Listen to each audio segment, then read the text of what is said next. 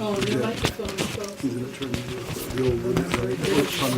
I'll have all my camping gear. All right, I'd like to call to order the regular meeting of the Board of Directors of Joshua Basin Water District for Wednesday, September 19th, 2018. Please rise and join Al in the Pledge of Allegiance to our flag. Please join me in the Pledge of Allegiance. Ready? Begin. I pledge allegiance to the flag of the United States of America and to the republic for which it stands, one nation, under God, indivisible, with liberty and justice for all. Determination of quorum. Madam President, Director Unger, Luckman, Hund, and Flown are here. Director Johnson is absent. You have a quorum. Thank you. Do I have a motion to approve the agenda? I would move we approve the agenda. Is there a second? Second.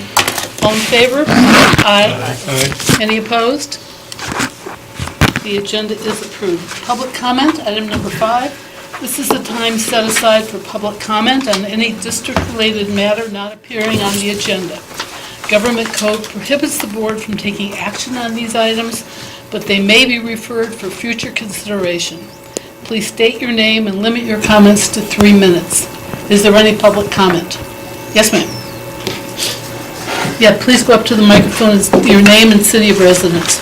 Hi, I'm Kathy Lucy. I live in Joshua Tree, and I just purchased a property behind my house. I live on Sierra, and the house in question is on Mile Square. I came into the office to give them the information. The property had changed hands, and they came out and flushed the lines for 2 days and 1 night, and the bill I got was $723.07. So I asked, am I paying for the flushing? They said no. I'm there, okay, I knew the gentleman that lived there for over 45 years, and this has never happened before. I was told, well, you have a leak. So I met Val out at the property. She said it was slowly moving, but when I got there, it wasn't anymore. So she turned it off for me, and then when I came back into the office, and I spoke to the gals, and they said, no, you have a leak. And so I hired somebody to come out. They said, no, I did not have a leak. He gave me the necessary paperwork. I brought it into the office, gave it to them showing I didn't have a leak. Then I was told, okay, somebody's stealing your water. I'm there, okay, well, gee, funny, the month before nobody stole my water. As soon as I go and put it in my name, it gets flushed. There's this outrageous bill. I mean, I don't know if it was from the water going through. I don't know how any of that works. I've lived in Panorama Heights for over 45 years. My relatives lived there longer. I used to come out and visit. I've just never seen anything like this. I've not ever been aware of people stealing water in my bills. There's always stuff in there telling you about how to do your yard, different things, but I've not ever noticed where it's saying, people steal water out here. Or maybe I would have done, put a lock on it a lot sooner. I do have a lock on it, and I mean, I can see the home. I just wanted to bring that to your attention, because there might be other people out there also that is totally unaware that people are out here stealing water, if that's the case. I don't even know if that's the case with my situation, because of it being flushed, it being in my name. Everything happened that 1 month. It'd be different if it was like a month before or 2 months later, or, but it was just all in that 1 month time. So, thank you. Thank you. Madam President, I'll follow up with Miss Lucy, L-U-C-I. I'll follow up with her tomorrow. Yeah, you can talk to Kurt, because he's really, really good at getting to the bottom of some of these things and being of assistance. I think that will work out fine, so be sure he has your number before you leave, so he can call you tomorrow. Okay. We got your phone number when you open the account, right? Okay. Any other public comment? And I'm sorry, Al, I wasn't looking that way. I'm just really sorry you had a problem, and we will see what we can do to make it better. All right, Mr. Marquez. Al Marquez, Central Community of Joshua Tree. I was going to make a public comment about well 14. I know people smile and they say, he's always talking about well 14. At least I'm not getting the same response from a previous president of the district. Every time when I made a comment, all he did was roll his eyes every time I made a comment. And I'll just mention his name, Mr. Long. Anyways, beside that, It's true. I would like to talk about the well 14, the amount of money that's been spent to refurbish it. Originally, it was less than $200,000 to refurbish it, and at this point in time, it's more than $1 million, and it's still not online. So I kind of commented to the manager of the water district that if he got his bags packed and his Passport. forms about leaving the country. I don't know if he's serious about that or not, but I kind of laughed about that. The main reason I'm up here is we have a problem with fire protection in the San Bernardino County. And the protest procedure is going in through now until October, the middle of October. And I have a protest forms, if anybody wants a copy of it, to go ahead and file a copy of the protest for the increase of fire protection. And what the district wants, or the Fire Protection 5 wants to do, is all of county that they want to increase the fire protection taxes to $157.26. And by my recollection, man, that's a lot of money from all the people in San Bernardino County. Thank you. Thank you very much, Al. And I want to make it clear to the public that it's not that we haven't been trying to get well 14 back up. It's just that you're supposed to, what is it, every 10 years? You're supposed to be serviced, and it's been something like 40, 30.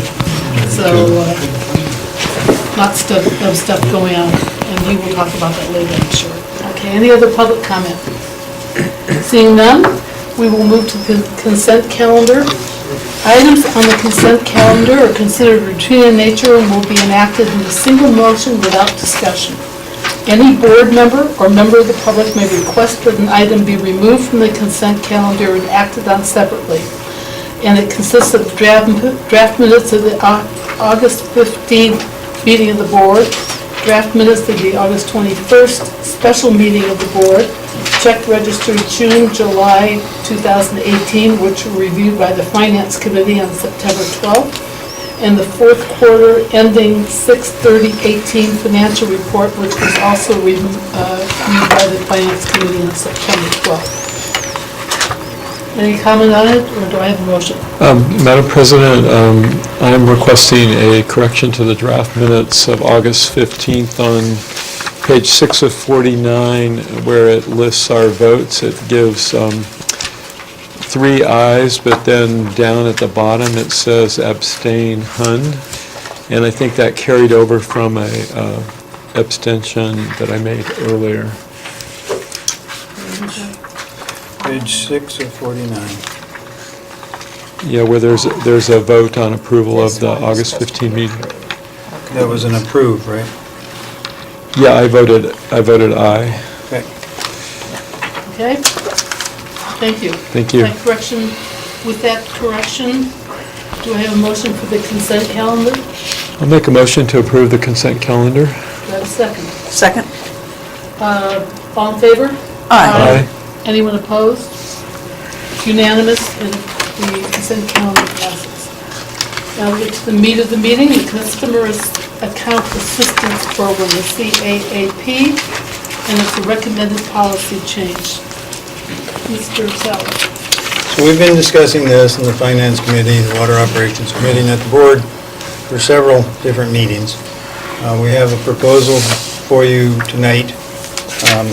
What we've seen over the past 5 years is our cost for the Customer Account Assistance Program has gone up tenfold, and what we are observing is there's a shift in large leaks with residents that are not primary residents and/or our vacation rentals. or people living out of town. So the existing, if you all would look at this little spreadsheet, it's a synopsis, and for those that don't have it in the audience, it's on the screen. And there should be some copies out front too. All right, so basically, the Customer Account Assistance Program, currently, it doesn't have to be your primary residence. You can be a second homeowner, out-of-town owner, with or without a caretaker, or you can be a VRBO or Airbnb type rental property with owners out of town or actually in town. You currently have to have a $400 bill for the month in question. That's a bill $400 higher than what your bill was last year for the same month. We spend approximately 4 to 10 hours on each one of these capital customer account assistance programs, depending on how long it takes us to contact and work out times with the landowners, because they have to show that they fixed their leak, and we have to do a water survey for them. So the landowner has to, or the account holder, has to fix the leak, do the water survey, and because you can get up to 25% off of your consumption portion of your bill, the JBWD costs are frequently not covered. So we've talked about it. The original suggestion was going to be that we just do away with the program. That was initially supported by the Citizens Advisory Committee. So if you don't have a program, your policy is that if the water goes through the meter, you pay for it at the tiered rate level. So it doesn't matter if it's primary residence, doesn't matter if it's $400 or more above last year's same month. There's no staff time, because we don't have to go out and make sure you fix the leak. We assume that you're going to fix the leak, otherwise you're going to continue to pay $400 or more. There's no water survey required, and there's some coverage. We recover all the costs because you pay for the water that went through your meter. Okay? The composite rate proposal is that it has to be your primary residence, and you have to show us the proof that it's your primary residence. Like having the account in your name would be a pretty good clue, but that's not always the case. In order to keep up with rate increases and inflation, et cetera, we haven't changed the rate or the amount of money that the bill needs to be higher than the previous year's month. It's still at $400, and we're suggesting $700 for your consideration. Staff time is going to be reduced because you have to show that you fixed the leak, but we don't have to do a water survey. If you request a water survey, that's the difference. Currently, you have to have a water survey. If you request a water survey, then our staff time to go out and do the water survey and make those arrangements would be there. And we recover all of the costs at the composite rate of $4.60 for every unit that you use. So those are the differences between what we have, not having a customer account assistance program, or having a composite rate. That's our name for it. So, I think I missed anything? So that's the proposal, that the composite rate be what we go with, and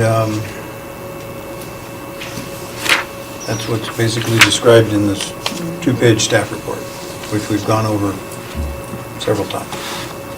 Thank you. And this was taken to the Citizens Advisory Committee, has looked at this. This was taken to the Citizens Advisory Committee. They're in support of it, and two of them are here, then they can confirm that. Also went to finance. And it also went to the Finance Committee, and they said, let's bring it to the board and have it discussed. I think the Finance Committee supported The composite rate, Bob Johnson wanted to make sure that everybody had the opportunity to discuss it, and Tom was at the Finance Committee meeting, so he can confirm what the recommendation was there. And I think he also wants to have the opportunity for the board to discuss all three options. Thank you. Okay, any questions from the board? Rebecca? It's interesting, the woman who got up and spoke about her water bill, she laughed. It would have been interesting to her, because this is actually kind of one of those situations. Yep. And I don't know if it's fair to use that as an example if she's not here. But I was interested that the Citizens Advisory Council had originally voted against having any kind of program. But then everyone kind of came around and thought that at least there should be some kind of relief, and the Finance Committee then agreed on the composite. And certainly raising that rate to $700, it definitely makes sense. On the, let's see. And if I may, Director Unger, when I originally spoke with the CAC, I did not present the composite rate. This is something that Susan came up with, so we intentionally took it back to the CAC so that they could consider the composite rate. Two members originally heard about it when they attended the Finance Committee meeting, and we took it back to the CAC for their consideration. And then the CAC approved of any of these? 4-to-1 composite rate. Okay. Well, that's a lot of consensus in my mind. If that's where the Finance Committee went, that's where the staff went, that's where the CAC went, that's a lot of consensus in my mind. I would, looking then on page 44 of 49, I had the stuff in the Finance Committee's packet. There would be, I think, a small correction at the top. Customer Account Assistance Program provides a method of unknown and accidental origin. Then there's an ellipse there, the 3 periods. Is that An error. leaving out something? Oh, okay, so. We were alluding to, I think, aliens at... That's right. Thought I better ask. Yeah. Kurt, thought I better ask. And then down on the, 1, 2, 3, the fourth, the long paragraph, where it talks about assistance is limited to no more than 2 consecutive monthly billing cycles. And then it starts getting a little more specific. If difference between current and prior year's water bill is greater than 700, the customer is eligible for assistance. If this is a new account with no previous year comparable usage, you have then an average consumption of all months on the account will be used as the comparator. If this is the, if this is the first bill for an account, because if this is a new account with no previous year, then you're talking about the same thing here. If this is the first bill for the account. I'll explain. So you may have an account like this woman alluded to. This was her very first bill. There's no comparable usage from her account at that address. Okay. You may have I'm sorry. Other than the past owner. Right, for her. So you may have, though, another person who's been at the address for 6 or 8 months. They just haven't been there for 12 months. So we can look back to the last That year's was your same month. Okay. And then, so it says, if this is the first bill for the account, the district-wide average consumption for similar meters will be used to calculate the amount of assistance. I was, I guess when I was reading this, I was looking at that, if this is the first bill of the account, now they would still have to, you're still suggesting they repair it if needed, right? Oh, yeah. Okay, because that's not in there. And then I'm thinking, suggesting repair it if needed, then I'm thinking compare their next bill after the repair. Does that make sense that would, you'd know how much then you'd actually have usage for them that was on record. If their next bill after they've repaired it shows like a normal bill, then you'd kind of know what the abnormality was on the big bill. You'd actually, if you waited on them, let them repair it, then get a regular billing, and see how that compared to the aberrant billing. I'm guessing that could potentially take months, because you're in part of a billing cycle where a repair was made in the middle, and it's just going to really string this out over quite a bit of time. The repair is up in the first bullet. Account holder must show proof of repair. Oh, okay, of any sure, leaks, okay. So that's for all of these, yeah. And we have, in the past, used district-wide consumption as this comparator. Oh, okay, So, okay. all 3/4-inch residential meters, we're able to figure out what is the district-wide average for a particular month, and then we just use that as the comparator. And it often is less than what people are using, so. And the CAC was good with that? The Finance Committee was good with that? That made sense to the Finance Committee? Then okay, I don't have any problems with that. Okay. Director Hunt? Well, first, I'm definitely in support of continuing a CAAP program, and second, I think that Susan came up with a very elegant way of redoing this to cut down on staff time by having the reduction be charging the water flow charges paid by larger meters, which is less. It's great. That in itself is a really great change. I am concerned about it having gone up tenfold. I will say, though, that it's gone up from $600 to $6,700. It's not like it's $60,000. So while it's significant, it's not a huge amount. And the point I'm getting to is I am a little bit concerned about the composite rate going up to $700, even though I realize inflation would take it to that level. If somebody, say on a fixed income, had a leak that went undetected and, had a really big bill, I'd be more comfortable with a composite rate, something like $500 versus $700. So I'd just like to throw that out to the board for their consideration. But otherwise, I very much support this. I think it's... Can I ask a question? When you say the composite rate, you're talking $700 is the amount that this year's bill is over last year's bill? Yeah, I'm sorry, the row level above last year, right. So right now, with the new proposed composite rate, it would be that the bill would have to be $700 above last year's bill. And I'm suggesting that maybe we go with $500 above last year's bill. And then I just had one other thing, and that's, I'm just curious, why not, on page 42 of 49, the third to the last bullet, why not go with the average consumption for similar meters for that month? Because bills can be vary so widely from winter to summer.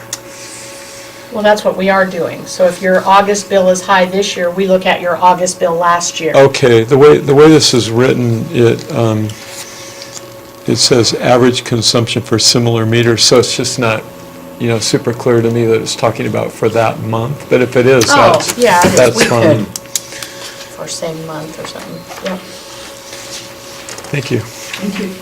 You know what, I might suggest that the right point for that, 400, 700 is 550. It's right in the middle between 400 and 700. It's the midpoint. I'm going to amend my Between those suggestion to two. 550 then. Thank you.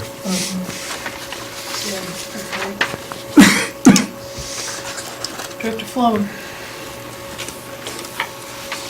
One of the ways that I've heard this effort characterized was as something that would give some relief to the person on Social Security, the single lady, elderly lady living out her last few years in her house, and that kind of thing. And so that was my sense too, was that 700 would be somewhat shocking to people that are like that. And so I'm somewhat relieved that we might consider, or at least considering a bit of a reduction there. This is kind of not where I'm usually at. Typically, I sort of rely on inflation figures over time to justify raising cost recoveries and such, but in this case, it feels a little bit high for somebody in that range. It's just a thought. And then two, the cost of this, when you figure there's 5,400 meters here, plus we get other monies too, the cost per customer that they would be paying, because the ratepayers always pay for everything. But if you average that out amongst everybody, it's not a lot of bucks per year, per customer that has to support each other, really. We are a community-owned water company after all. So that's my thought on it. Thank you.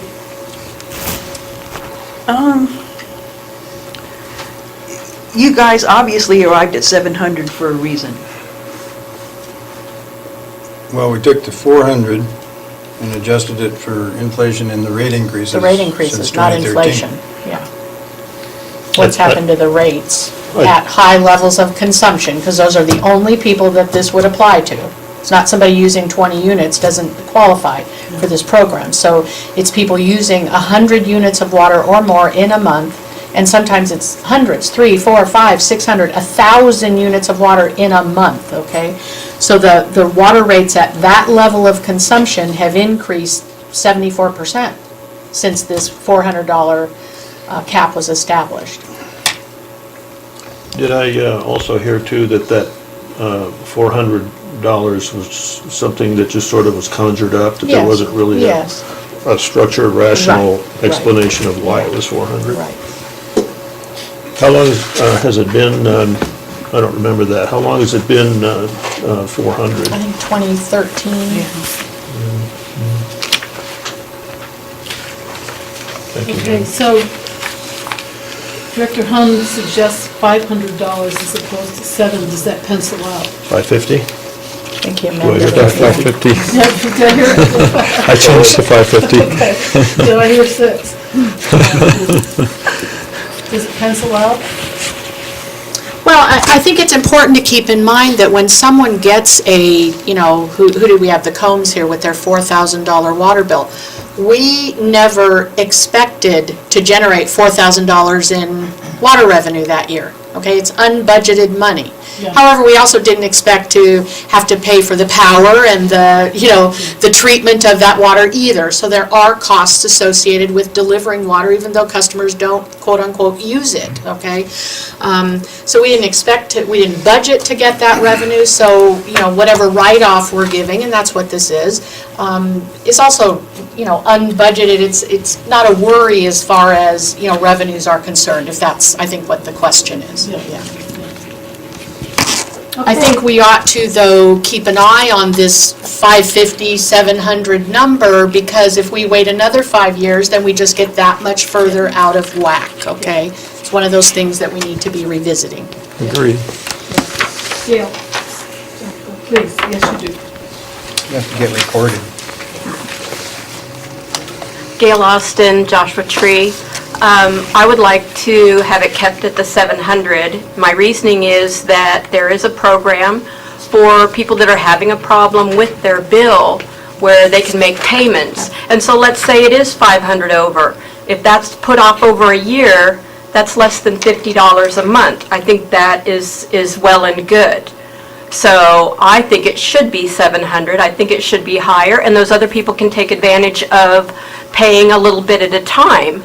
And also, if you're having a major water leak like that, I know when I had a $500 extra bill, it was because we were gone and we finally figured out our neighbor left our hose running in the dog pool. But, if we were home, that never would have happened. So I think that a lot of times we look at what could or couldn't happen, and when we're talking about the citizens in their own home I don't think they're going to get to a $700 actually, because the district starts sending you messages when you have excess water, and we have a lot of things in place. So I would recommend keeping it at 700. Thank you. Thank you. So, Any other, Mr. Marquez? I'll come back to you. sure. This item has, Al Marquez, Sunfair Community of Joshua Tree. This item has been discussed quite a bit in quite detail. Originally, the $400 amount was discussed. The Citizens Advisory Committee, a majority, decided that that's the number that they would support. The district loses more money on non-payments of water services than this item here would lose. We're talking about $20,000 plus a year that the district loses on non-payment. And $400 above the previous year to make up for whatever loss, it sounds very justifiable. But if you're talking about a $400 and a $700, okay, fine, compromise. $500 would be a good number. Thank you. Thank you. Any other public comment? Okay, yes, Mr. Holmes. Oh, I just wanted to say, I respect and appreciate Gail's comments. I do differ a bit, and I think the example that she gave, leaving the hose on, is a perfect example. I went away once, and I had neighbors watching my place, but they didn't realize they hadn't turned my irrigation off all the way, and I got a big bill. It was under the CAAP, and I paid it more or less happily because I really believe in my water district and what it provides. But I do think that that could happen to someone on a fixed income, even when they're being diligent and conscientious about it. And as it is right now, the cost to us was $6,700, and that's, like I said before, if you spread it out over all the ratepayers, it's a very small amount. And then if somebody does get in that situation, I would like to contribute to giving them some relief. And so I do think, I still would like to see it be the $550. I just think that that's a reasonable balance between trying to keep this from exponentially taking off and considering, a person, particularly someone on a limited income, getting in a situation like this. And even though they can pay it off interest-free, they still have to pay for it. And for someone on a fixed income, it could cost a lot. The other thing I want to point out is because of Susan's new way of approaching this, there's going to be less staff time involved because it'll just go right up to the larger meter rate. And that's how they'll get the relief, so there won't be the hours of staff time, working it out. And also, it's limited to residents, so some of these, I'm sure, probably many or most of them are, vacation rentals or second homes. Yeah, it's got to be, it usually is someone who's not paying attention or isn't there to pay attention to the water. Well, and you spoke about these people who helped you and what happened, and that's what Gail said as well, and I'm here to tell you, my experience tells me that those people who help cause a lot of these kinds of problems. This is classic. It's classic, so beware. Yeah. Like they're helping too much, they're overwatering and things like that, so. Yeah. All right, we have any other public comment? Seeing none, we have two different numbers in this, and we have to, I think we should resolve that before we actually go to a vote on the program itself. Do you have a comment? No, I was going to take a glass of water. So it's either 700 or 400 or someplace in between. No, it's 700 and 550. Okay. And you can live with either one, Susan? Mm-hmm. All right. I would support the original 700. You add that with the bad write-offs, and, you know, you keep adding up and adding up, and I think it was so well vetted, I would go with the original 700. Mr. Hunt, Well, you gonna stay there? I've made my case for the 550, I'm going to stay there, right? Mr. Colon? What, you want the amount? Is that what we're bidding on Yes, here? that's what we're doing. I've got to tell you that, you know, input on this, it's a common complaint of mine that we don't get a lot of citizen input on these things, except for our Citizens Advisory Committee. And when Gail got up there and reminded me of some of these things that have been debated, and the fact that their initial vote from the committee was to throw the whole thing out and save all of this staff time and stuff like that. The general manager advising that 29 Palms has no such thing as this, for example. Did I have that right? That's correct.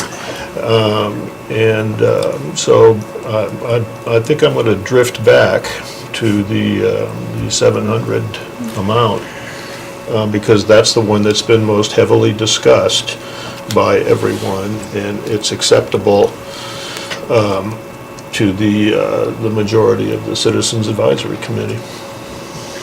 Thank you.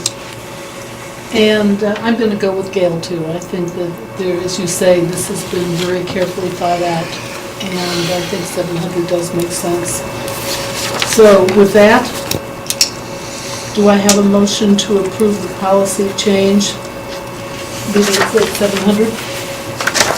I move that the board approve the policy change reviewed by CACS September 11th and the Finance Committee on September 12th, and refer to the board for approval. Do I have a second? Second? Could you do a roll call vote? Director Sloan? Aye. Director Hunt? No. Director Unger? Aye. And I'm an aye. Really what you are needing to do is approve the resolution. Oh, that's right. Whoops. Oh, it didn't say, sorry. It does say that. It does indeed. We got too caught up in our discussion. Yes, we do. Where does it say that? I'm sorry. Yeah, there's a resolution in there. It just says recommend the policy change, the resolution. But that's what has to Page happen, is the 36. resolution has to be approved. Of 44. Before it starts. And basically, I think what we did is we took the staff report that Yeah. went to the Finance Committee.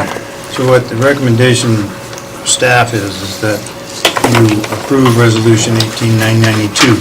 Oh, that wasn't in there, sorry. It's on page 38 before it starts. Yeah, the written recommendation was not in the packet. Okay, it just wasn't written on that, like that on the agenda, I'm sorry. Right. Okay. Do I have to amend that, or? Yes, would you? I move that the board approve the policy change as stated in resolution number 18-992. Perfect. Okay. Is there a second? Second. In the same roll call? That's the Director Unger? Aye. Director Flowen? Aye. Director Hunt? No. Director Leckman is an aye. So the policy change, the resolution has been passed. Yes. We have to go back to the original. And thank you to the advisory committee. You guys did an absolutely magnificent job of vetting it. I was at that meeting, and I was just so impressed with the stuff you do. So thank you for serving. Very important. All right, we will move to item number 8, Organizational Assessment Implementation Plan. Okay, so the recommendation is that the board approve the organizational implementation plan that's in your packet. In November 2017, we hired Western Technologies. They did an organizational assessment study. We were all interviewed. Several months went through, and out of those recommendations that the board has told us to implement, this implementation plan has been developed to line out for staff mostly, some target figures, and we wanted the board to be aware of it.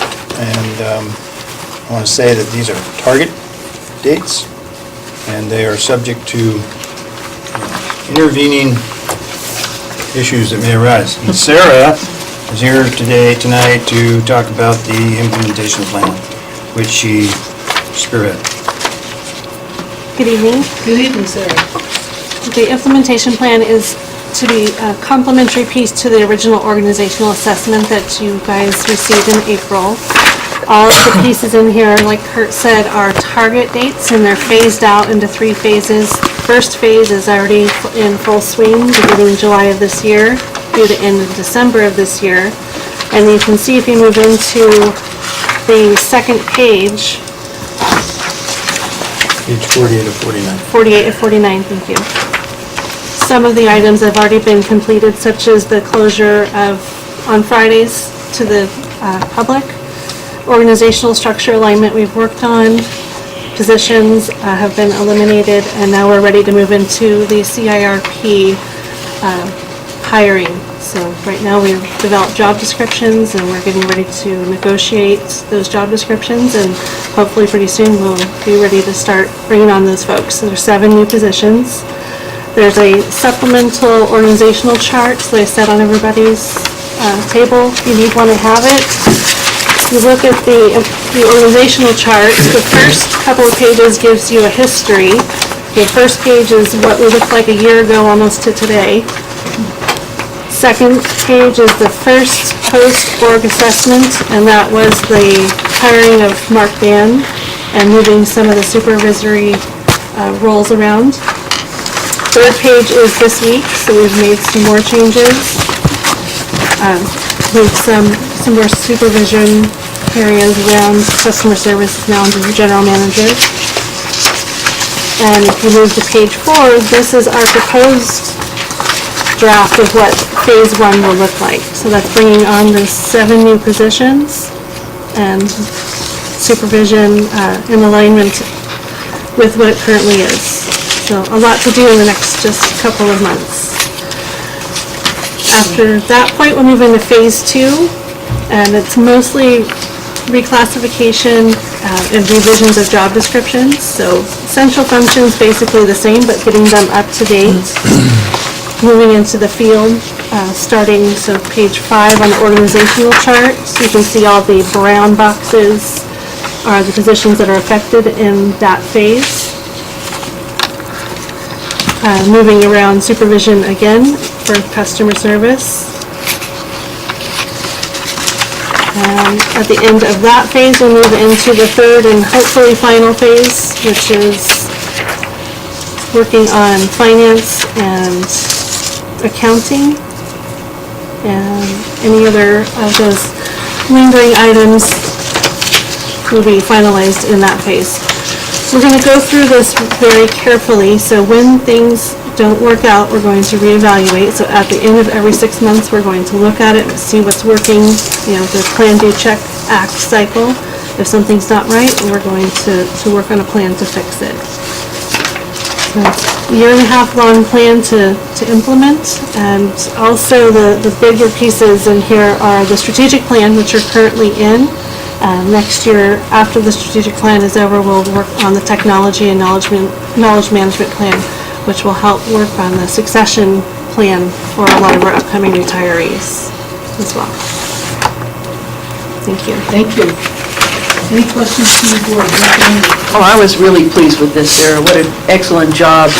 And I really liked the pages that were in our board packet showing, what has been done, what the task will accomplish. Seeing how this is laid out, this is really helpful as we're looking at the strategic plan update. Yes. This is very clear, it's specific enough, has enough direction that I would like to use something for this, this helps me as we look at the strategic plan. This is really good. And and already stuff complete. Good job, everybody. Good job. And looking ahead, let's see here, on page 49 of 49, on task, revise, reclassify positions. let's see, create higher positions. Public relation specialist, bring contracted work in-house. Is that Kathleen? Hope so. I do too. Okay. I'm gonna put him on the spot. I want to know. Oh my gosh. And really, developing that knowledge management and technology master plan that, the institutional knowledge that's here and, seeing that this can be accomplished in the next year is wonderful.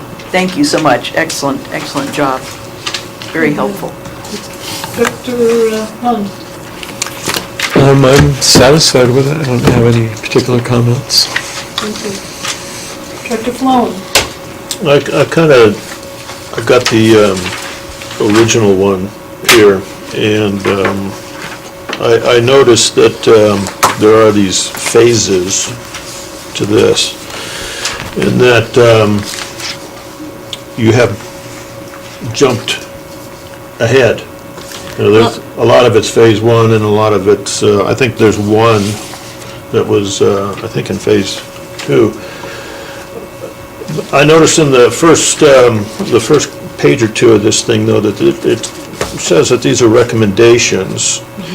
And so what you addressed at the end of your presentation there was that you're calling audibles in this, to use a football expression, as, with the approval of the general manager, as the situation, the timelines, which there's got to be more than one for different facets of this thing. There's a timeline, and managing all of these complexities is, I assume, I'm throwing you a softball here, I think, it's causing you to grab the low-hanging fruit wherever it is, and so that we have progress on this stuff. Could you speak to that? Well, the closing on Fridays was a perfect example of that. That already has freed up our accounting staff back to their core duties. It's given our customer service time to work on projects. So that was a perfect example of a low-hanging fruit. It was easy to do, and we were able to get it completed quickly. Staff is satisfied, and I have not heard of any complaints. So far it seems to be working. We've had a little bit of adjustments with our call service to figure out, what they need to triage and what can wait till, Monday, for example. That one, the elimination of positions was easy because we already brought on the AGM of operations, so we didn't need the director of water ops any longer. And moving folks under different supervisors was also an easy task to get started. So those things have happened, while in the background, those are quick. In the background, we're working on the more difficult administrative tasks, creating job descriptions, negotiations, talking to staff, and making sure everybody's on the same page. So all those things are happening, and this very broad overview does not describe what's actually going on in detail. There's many, many subtasks, but this is just that broad place. Thank you, ma'am. And do many of these positions that you're looking at shifting around a little bit, does that all have to be approved by the union? Supervisory roles don't generally have to be approved. No, they wouldn't. Yeah, so not all of them, but the new positions will definitely have to be not approved, but we have to concur with the union. They're going to want to negotiate salary and whatnot. So yeah, there definitely will be discussions with the union. Madam President, I had another comment based on Director Flone's comments. And also Sarah's. Well, two things. I also noticed some changes from Weston's recommendations, and I actually like this better. And I also think that revisiting every 6 months is a very wise thing, particularly after we do our strategic plan. Right. However, to me, it looks like you guys are really on track. So I wouldn't expect a lot of changes, but I think it's really smart to reevaluate periodically and see how things are working. So I want to compliment you on that. Thank you. You're doing a great job. Thank you. Awesome, actually. Is there any public comment? Seeing none, do I have a motion to approve the organizational implementation plan? I would like to make a motion to approve the proposed organizational plan. Was there a resolution tucked in there? No, I didn't see. Okay, all right. I don't think so this time. Okay. That was good, Rebecca. Do I have a second? Okay, we'll do a roll call again. Who was the second? because I'm this- sorry. It's going to be Oh, Tom. okay, sorry. Director Unger, Aye. Director Flowen, Aye. Director Hunt, Aye, and I'm an aye. It's 4-0. Very good job. Thank you. thank you. District General Counsel report. Yes, Madam Anita. Chairman. I'd like to comment on a couple of bills that garnered a lot of attention in the last session in Sacramento. One of them is the old water tax bill, and you all remember, you may recall that failed Do passage you have earlier. your microphone on? Oh, no, I don't, I'm sorry. I always Yeah, forget. because we need to record you. People at home are gonna- Okay, here we go. I would like to comment on the past legislative session in Sacramento. Two bills in particular garnered a lot of attention. One of them was the water tax bill, which earlier this summer failed passage. But not long after that, a new bill was introduced, SB 845, and that was an effort to preserve some form of the water tax concept. And that was dealt an equal fate. It failed on the very last day of the legislative session. That bill that failed would have required water districts, such as ours, Joshua Basin Water District, to include in every one of their domestic water bills a voluntary remittance with an opt-out provision. And that was, the majority apparently didn't evaluate that with any pleasure, so it failed on the very last day.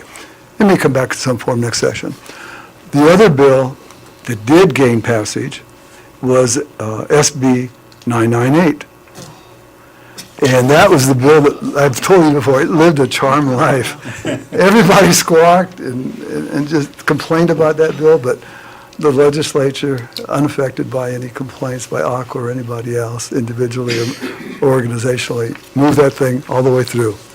And what's interesting about that bill that did gain passage, you can hear how Susan feels about it, contained three things that I think are interesting, noteworthy, equally painful too, I'm sure.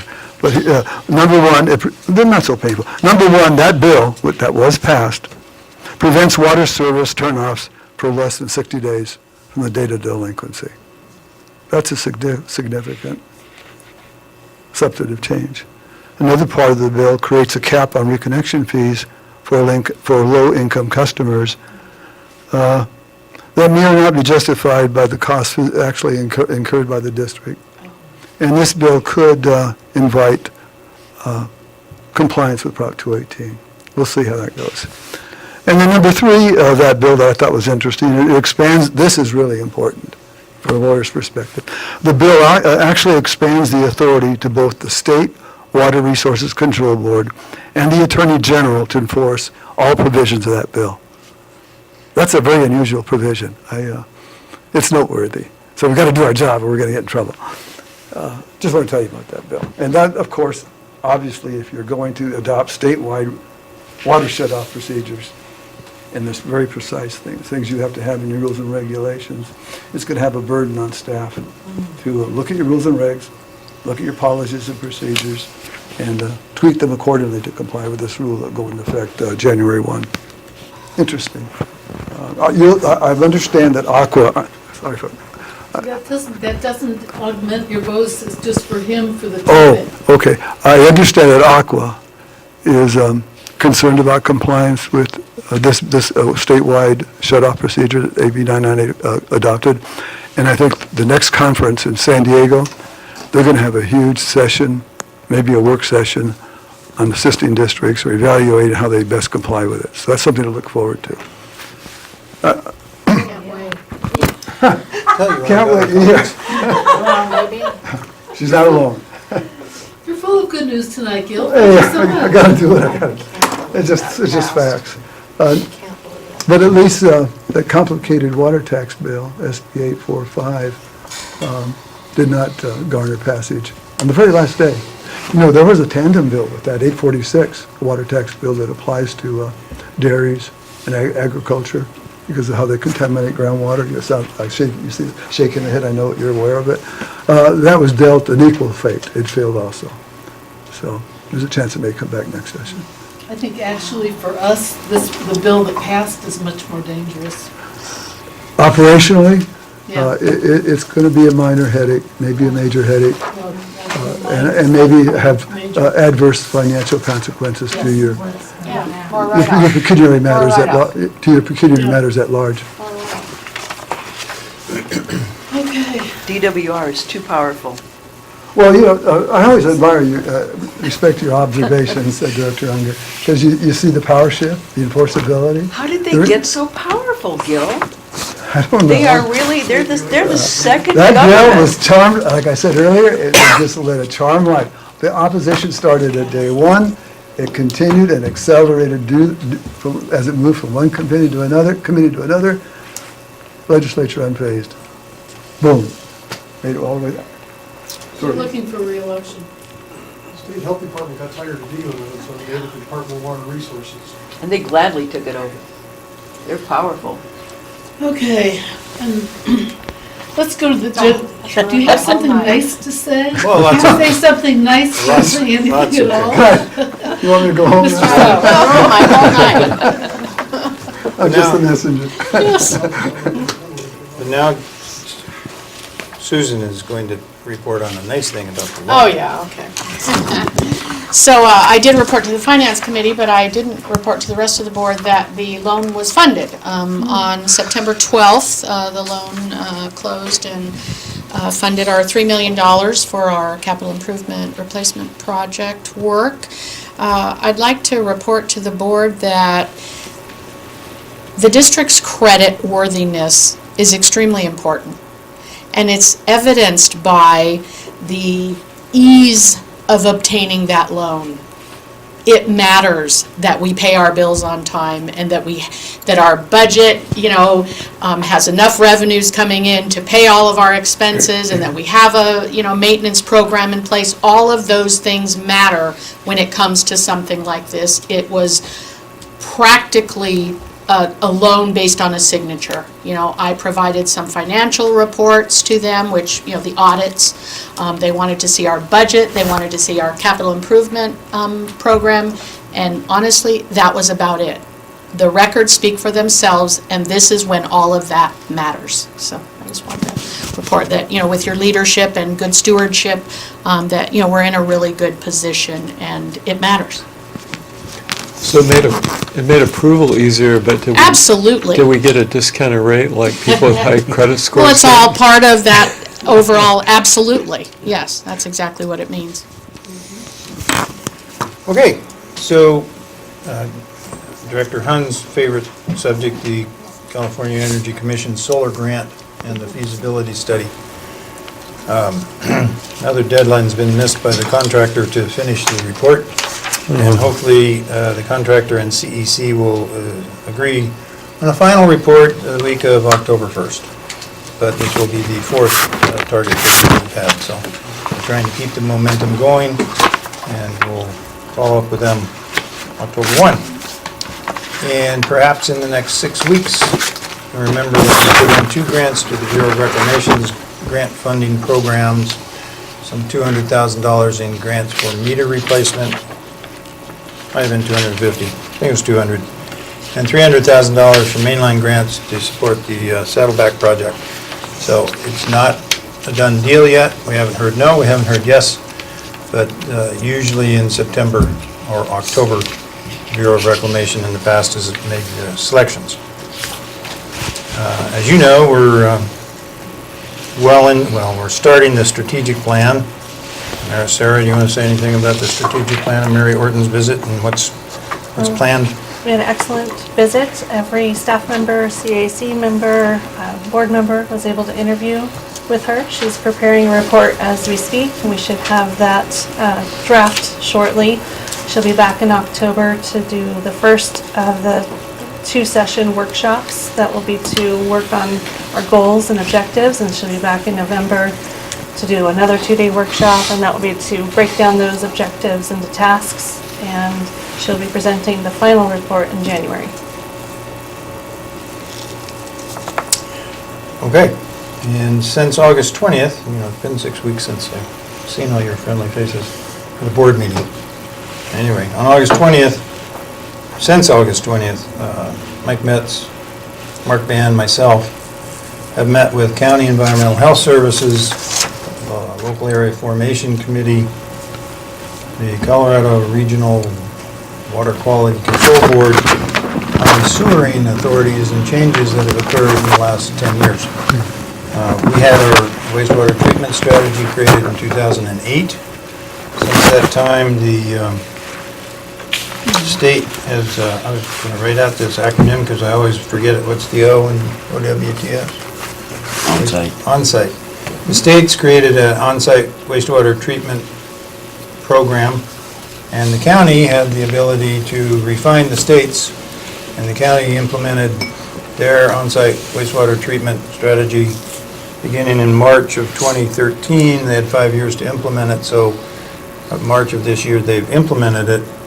And we're going to be working with the county, with LAFCO's understanding, to have them review their projects for septic, but adding in our concerns into the permitting process so that they follow our wastewater treatment strategy. So there's going to be a series of meetings. And also in cooperation with the county, 2 weeks ago, Randy Mays and I met with the new county land use services person that comes out on Wednesdays, so that we stay in touch with the new people that work through. So we understand their building permit process, and they understand our will serve letter process, so that we can better inform developers on how to work with us and the county for will serve letters, etc. And we even had a discussion today about the county with, what's the new phrase for secondary homes? Supplemental, I forget the name. Anyway, there's a secondary home. Secondary structures. Secondary structures, garages being converted into a small, perhaps mother-in-law with a bathroom, but they didn't give her a kitchen or something like that. Anyway, there's changes coming, there's the small homes law, etc. And Mark is going to talk about the meter replacement RFP, the shop remodel. I'm sorry that Al left, because he's also going to talk about well 14. Here. So to start with the meter replacement program, as you know, we sent out a request for proposals, received those. Staff has reviewed all 4 submittals that were provided to us, and decided to send out a document for clarification from those 4. We've somewhat moved to using a meter that has no mechanical parts in it. They last longer, they tend to capture lower flows, just better, more efficient product.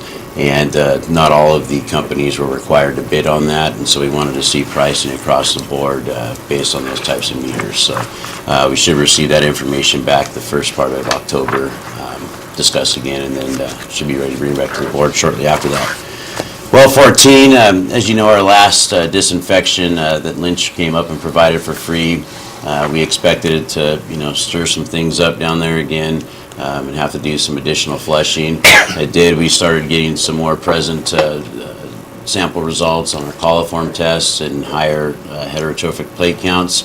We continued to flush as we had planned, and all through last week, even after about I believe it was about a 15-day sitting period that we allowed the well to rest, we started to get all absence. So last week we had 4 absence, and that was all with step testing basically, so taking 7 to 8 samples a day.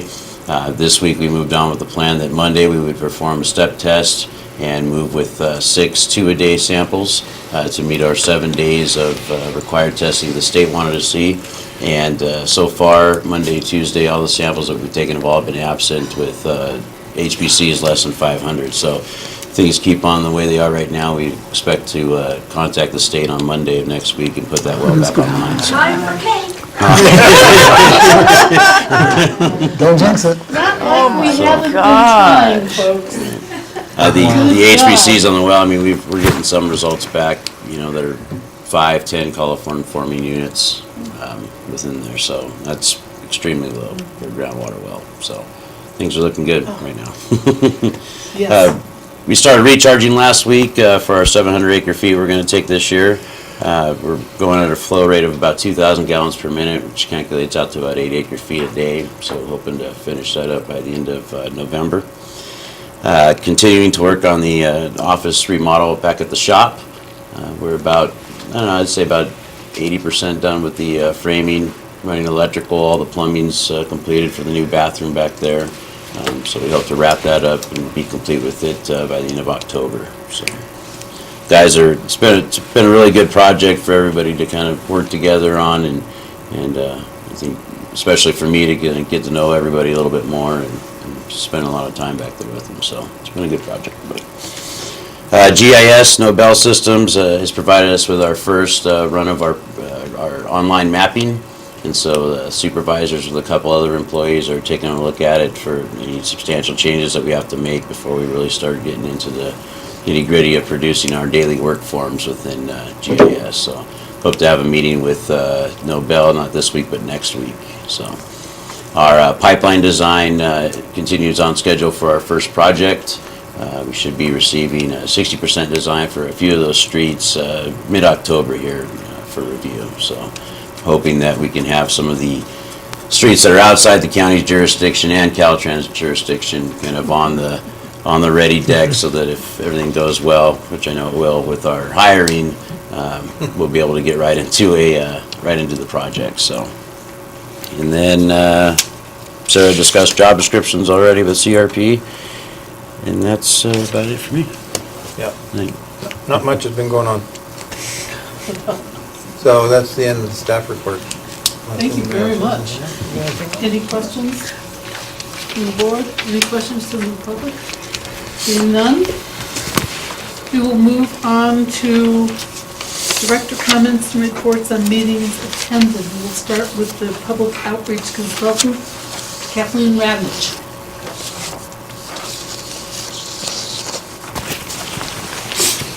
All right, it's been a very busy September so far.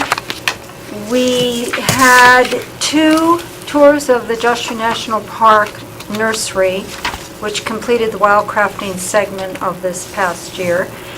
And I'm already getting people lining up for the next course, which won't be again till spring. But everything has gone well, and we are very excited about our big spring Water Education Day.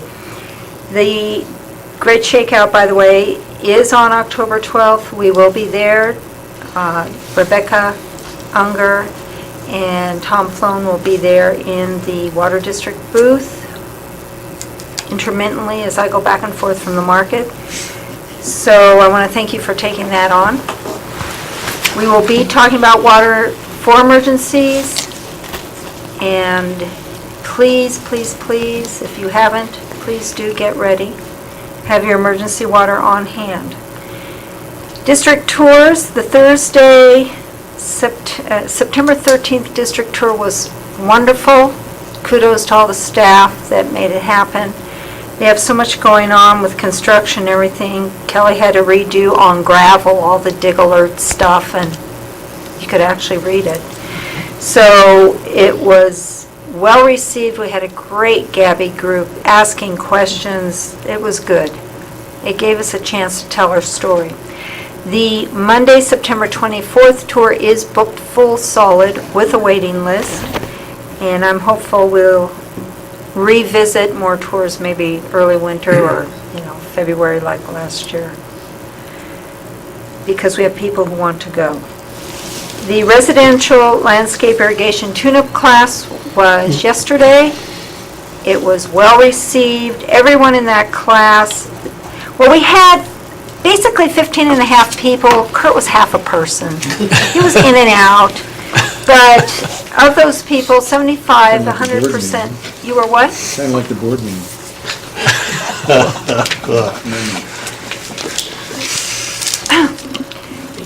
The surveys that were turned in everyone indicated between 75 to 100% of the information presented was new to them. And they all felt the course was just packed with, it was worth their time, that comment was seen. And again, they're covering, this is more in our conservation commitment to the community. And they're learning about the drip line issues because people are trying to garden with drip lines and they're having problems. They don't have the money to bring in an expert, so this guy from the Regional Conservation District, the Mojave, they offered him as an instructor for free to us, and he was awesome. He really gave them a lot of information. So we already have people wanting follow-on classes. This is a good thing for us. They're interested in doing the right thing. In fact, as he was teaching, he's saying, how many here have grass lawns? And there's like no hands going up. And he's from the high desert, Victorville area, Apple Valley, and he's like, wow, Joshua Tree's really got it together. So, I mean, it looks good, and they're receiving the information well, so we may have a follow-on class. The evaporative swamp cooler study, I promised I would bring information back to you on that because I couldn't speak to it last time. Okay, this is what I'm going to say.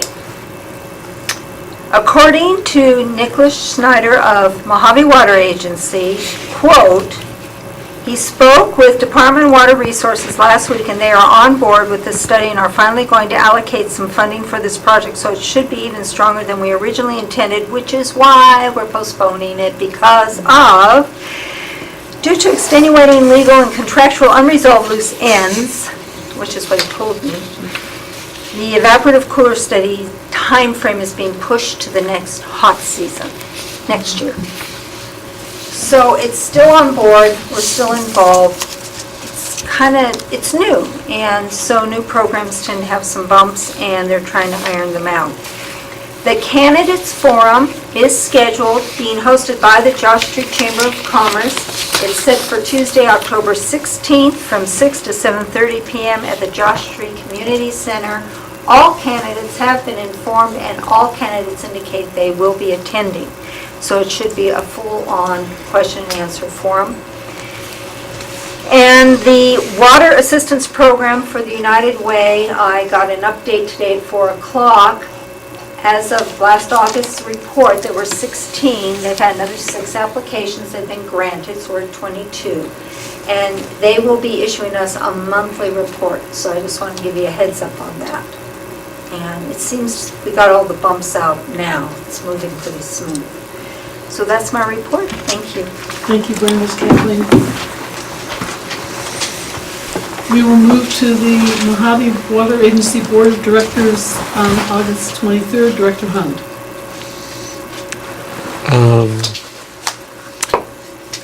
I don't have anything to report. Okay. And then for September 13th, Director Flynn. Quite a drive. 65 miles one way, and they go through their business rather quickly. The thing that struck me there was their debt management policy, which is something that we just fairly recently went through here and approved. And what's striking is the similarity between the two. And what I've kind of determined is that the big guideline for this is something that I've mentioned before. It's the government code, this 8855 section. Susan has mentioned it. And how specific it is in how everyone who is required to have a debt policy, which is anybody that's going to borrow money, is adhering to this type of a thing. And so kind of what I see is that we don't just make things up. We actually are conforming with all sorts of regulations that are coming from every angle, and some part of what staff does here is look out for how they're complying with so many of these things. Gil mentioned a couple of more here tonight that we have to comply with, and we're not the only ones, and this 855 also is a very specific thing, and you cannot make up reasons to spend the money that we borrow. We have to make regular reports to the state of California on loans that we do, and what we do with the money when we do it during a yearly period. And then there's an 856 section that says, oh, by the way, that they're entitled to sort of a fee that we have to pay for reporting to them every year. We have to pay a certain percentage with a $5,000 maximum on it, so everybody's doing this. So that was kind of the thing that caught my attention at the meeting this time, was that we're not alone in this, and there are standard ways to do business, and we're complying with those standard ways. Thank you. You know, that bill is a fairly new bill. And again, Director Unger, it's another bill that shifts the power, overseeing power to Sacramento, created a brand new commission to oversee. They had some doubt as to whether districts, small and large, were functioning in a responsible way, so they want to look at your borrowing to prevent any financial improprieties or risk-taking. And again, the shift to Sacramento is looking over your operation. And that's a fairly recent bill. It wasn't like that before. Thank you. Well, as long as I'm talking, can I? Sorry, guys, but I want to send Susan and everybody else home with a little bit of glimmer of hope. When I checked today, Governor Brown had not signed SB 998 yet. You know, you never know what's cooking up in Sacramento, what these, you know, it's a slim hope. Don't go home thinking it's going to happen. Yeah, that's probably right. But it may just be a very ministerial act at this point in time. But he has not signed it yet. I checked today. Thank you. Will help me sleep better tonight. Finance Committee, since Director Johnson is not here, it goes back to you. Although I will say I was there. A lot of checks. Yeah, a lot of checks. I hope I'm not stealing something you might be highlighted over there, but one of the things that I took away from it, and I always check, our electric bill. And we've addressed a little bit about solar panels so far tonight, but in June, the electric bill, to round it off, was about $35,000 for the month, and in July, it was just about $41,000 for the month of July. I believe last year we were, the electric bills were over budgeted, and we had to readjust our budgeting to $350,000 a year for electricity. And that is to pump.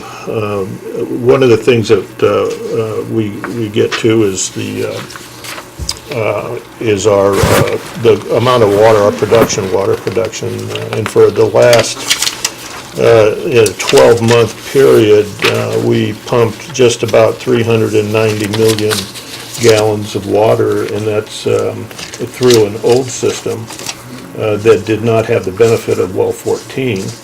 And so we then had to compensate by burning our old system that we have not begun to repair yet. Well, we had a little bit with the pumps and stuff, I suppose. But we've asked a lot from our system, minus well 14, to pump 390 million gallons of water, and I kind of count that as a bit of good luck right there. That's quite something to point out there, Tom. Thank you. Yeah, especially since 14 is our largest producing well. Okay, water resources and operations. I can actually ask Mark if he has anything he'd like to talk about with that. Basically the same update that we provided tonight with the CRP and GIS. Yeah. So. Cool. President Luckman, I just like to, it keeps being the same recurring error that she puts down that I am on that committee, and it's actually it's Director Hunt, and it keeps, it just never gets changed. Okay, I'll make sure that she knows that, Okay. because that was. I was gonna bring that up when I did the agenda, but it was approved, it, so I don't get to it. I didn't point it out to her, so. I will. Thank you. I will Future too. director meetings and training opportunities. The MWA Board of Directors on September 27th, that's this week, is Rebecca. It's me, next week. I guess it is next week, yes. the Yes, 19th, please. 20th. Finance Committee, that's riveting. They go check. Those by are good. check Those are by good. Check by check. I would come to them, but oh my God. Is on October 10th at 9. And the one that's really great, Water Resources and Operations, I will agree. be at Another good one. 10:30. That's another really great one. Any other comments from the board? I have one. Okay. A couple.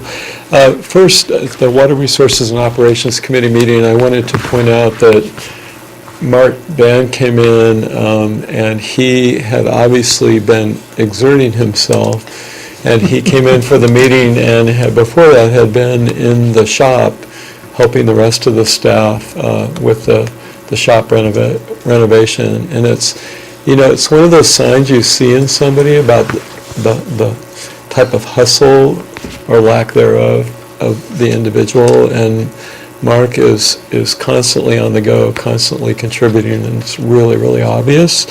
And as he said, they provided us with Kurt and Mark provided us with an update of how things were going, and there have been some, minor delays and setbacks, but I just continue to be really impressed with how much the district is accomplishing toward getting our capital improvement program rolling. So very, very impressive. And I just wanted to add to what Director Florin said about our energy bill, and I think really highlighting, underscoring the opportunity to go solar and to address that number one item in our operations, monthly operations. In July, between our bill for pumping, which was over $36,000, and our bill for power to buildings and generation, it actually, if you added them both together, it was $42,668 for 1 month for electricity.